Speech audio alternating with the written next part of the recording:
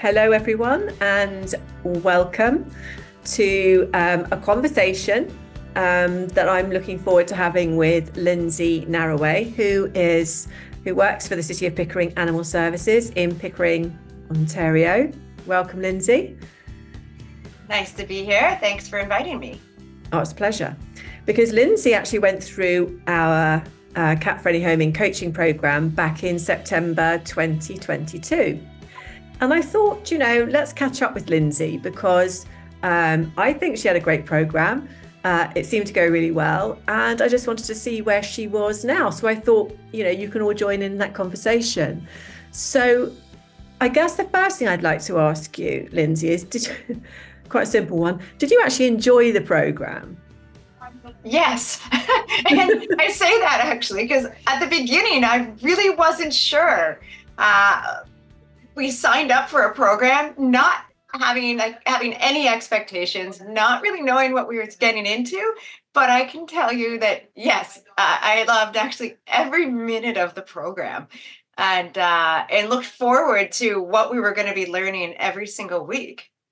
Oh, that's really nice. I have to say, I really enjoyed working with you and the team too. It's great for a coach to actually look forward to the coaching sessions. Yeah. It's fantastic. And I did because I could see that you were really getting it, and that you were really enthusiastic. And that just makes the whole thing so much easier. So I would ask you so that, if there's anybody who's watching this and thinking, I quite fancy doing that coaching programs.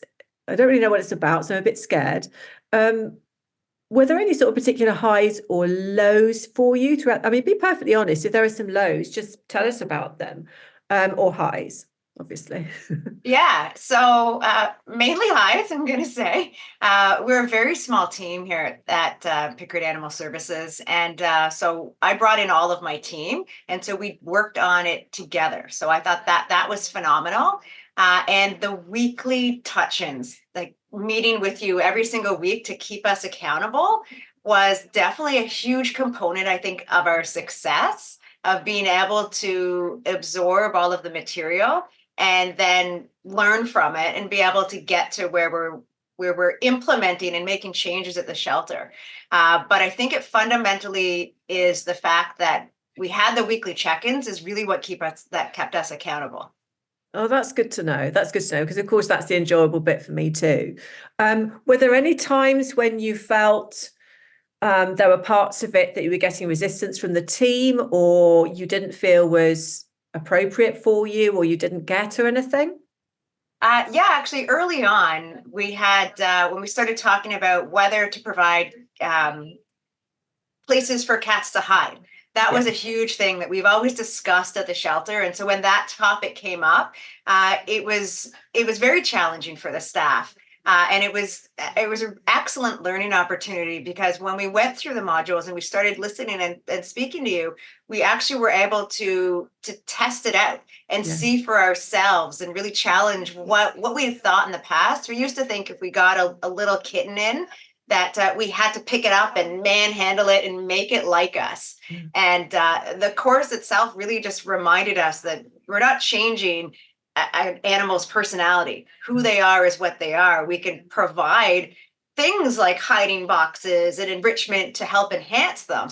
But we had the opportunity to actually, not an experiment, but essentially it was what we were doing was testing it out and seeing, does it affect them? And we found out that it doesn't. The ones that are going to come out are going to come out, and the ones that are never going to come out and never come around, whether we're giving them a box or not, they're still not going to. And so for me, that was a turning point in the program, but also for the staff that really helped me get the buy-in and helped us, I guess, continue on to have us want to see what else can we change and really.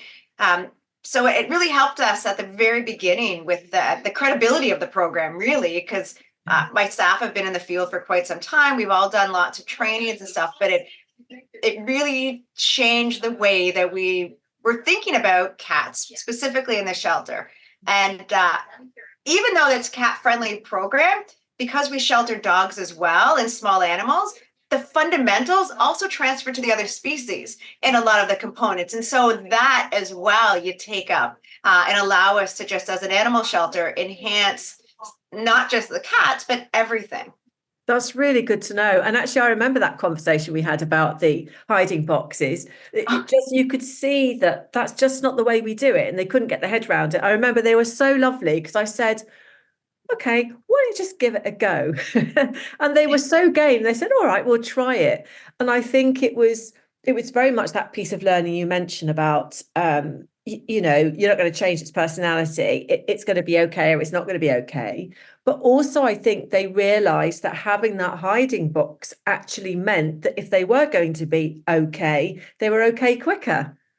Yeah. You know, so is that element as well, that just giving them that option of somewhere to hide when they felt they needed to, and then they would take their own sweet time to come out and explore. And that's it's such a powerful thing, isn't it? And it's great when you get that buy-in early on. And then it was just, oh, you know, let's try something else. And it was great. I really remember.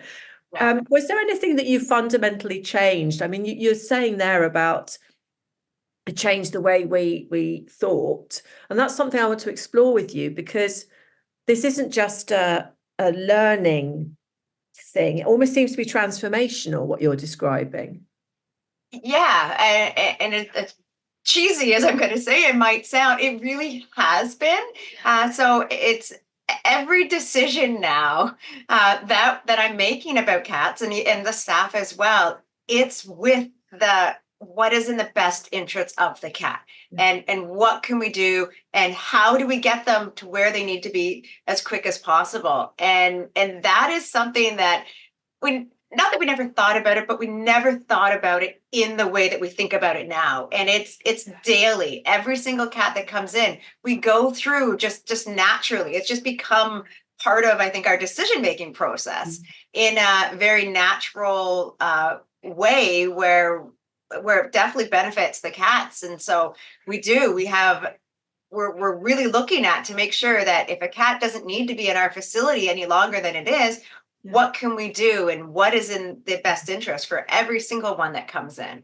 That's wonderful. And that sounds, I'm sure for some people who are listening to you now, they're thinking, God, that sounds like an awful lot of hard work. It always sounds like you're working harder. Is that how it feels?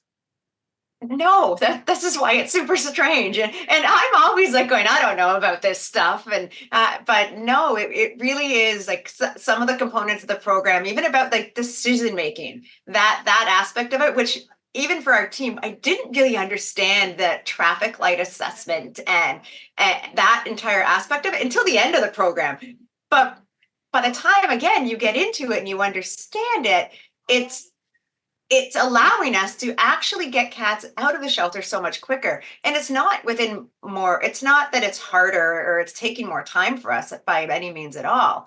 It's just now being aware and moving quicker and thinking differently about how we did before. We used to have cats and we would think, oh, well, she's going to come around the more that we just that leave her, and we'll just work with her. And now we realize, no, that cat that maybe we were looking for, that needle in a haystack adopter, isn't likely to come. And so maybe there are alternative things that we can do that's going to be better for that cat in the meantime than sitting in our cage waiting for that one lucky person who might be interested.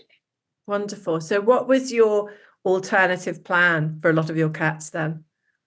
So before the course, we had a informal kind of barn program, but it really told us a lot about alternative lifestyles.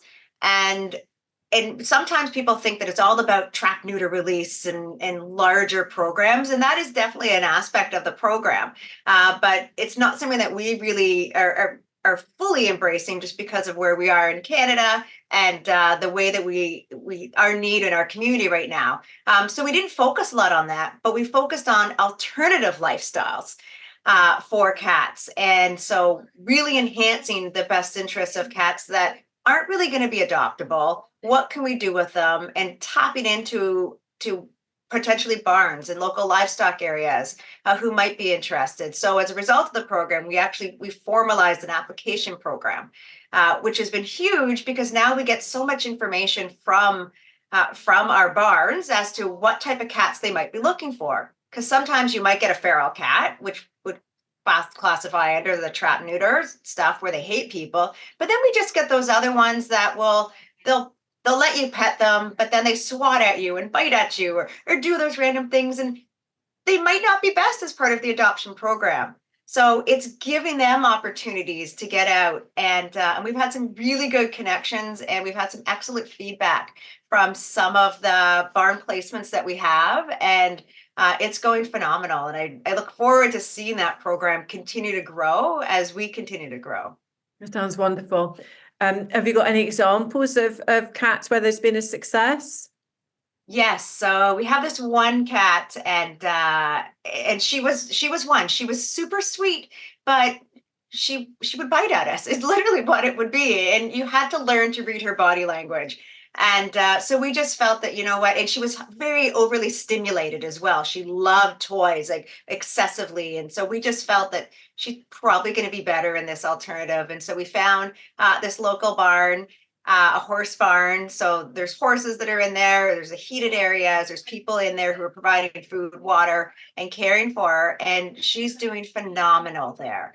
She mouses. She's running around. She's getting that stimulation that she was looking for. Right. Us as humans, we can only play with the cats for so long, and she's not having people try to pet her and try to make her conform to what we sometimes like. So it's been phenomenal.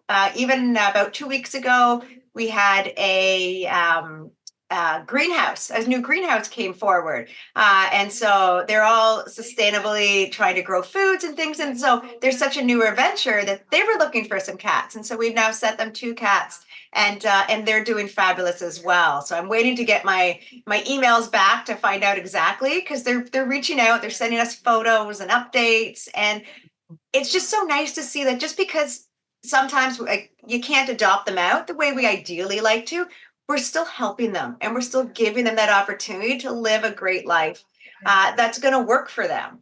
It's really good to be able to expand. We added a spot on our website as well that just explains why we do that, because that was the other component that we thought maybe members of the public are going to think, well, it's not humane. Why are you going to do that? But we're explaining the reason why and why it is in the best welfare and interest of these animals. It sounds wonderful. I mean, we're sort of, what are we, 1.5 years in since you did the program, I guess. So have you got any sort of specific plans for the next couple of years? Have you got any set goals? So we're still, as we started that program before, we're still trying to build our new shelter. So the principles and things that we learned are I've already forwarded them to our consultant so that they can have some ideas as to how to actually do the design aspect of it. So that's something that will always be coming, and hopefully next time we talk, I'll be able to say, yes, we're groundbreaking. But then even our application forms, like thinking about when we're intaking cats, what kind of questions should we be asking? Because we have this, and we started this with you. We haven't completely gotten to it. We started, but we haven't been able to implement it yet. But it's something that we will be looking at, is just making sure that the questions that we're asking actually make sense and we're doing something with them. Because you sometimes ask these questions and you never even look at them ever again. Or we're not asking the right questions to help the cat, right? So if the cat's used to being outdoors, we should already have a plan, hopefully, if we're going to bring it in, what are we going to do? Because maybe it's never going to be able to be an adoption program. And so that area of really streamlining our surrender forms and that part, that's still on our to-do list that I think of every day. It just hasn't gotten to it, but it will be done. Wonderful. It's wonderful, Lindsey, because what I love about it is the fact that, you know, we keep in touch with people who've gone through the program, see how they're getting on. And we're always sort of there if ever you wanted just to have a bit of support or even a chat and a catch up. But the great thing is that Cat Friendly Homing never stops giving, does it? It's you do something and then you plan the next thing you're going to do. And then you review the way of doing this and you monitor that and you collect data for that. It's an ongoing sort of constant, well, we would call it an evolution. You know, it's one of our cat friendly principles, continue to evolve for the sake of cats. But it sounds like you're pretty much embodying that sense of evolution. Honestly, really, like all of even the staff that weren't able to go through, every new employee that we get goes through an introduction, and so it's obviously not as thorough as when we sat down with you, but it's now ingrained as to who Pickering Animal Services are, right? Who we are. Uh, we put our certificate up right away. We all got them, and we have a shelter one as well. And it's like we're proud to share that, and that we can say that we are a cat friendly facility. That's wonderful. And I feel very proud to have shared that journey. Sounds a bit sort of cliched, but to have shared that journey with you, because it was an absolute pleasure. And I'm so pleased that you're doing so well. And I'd just like to say thank you so much for chatting to me today. It's been really helpful. And I know it will be helpful to other people who are thinking about looking at the cat friendly homing program. So I really appreciate it. And I wish you all the best for the future. I know everything you do is going to be successful. So Well, thank you.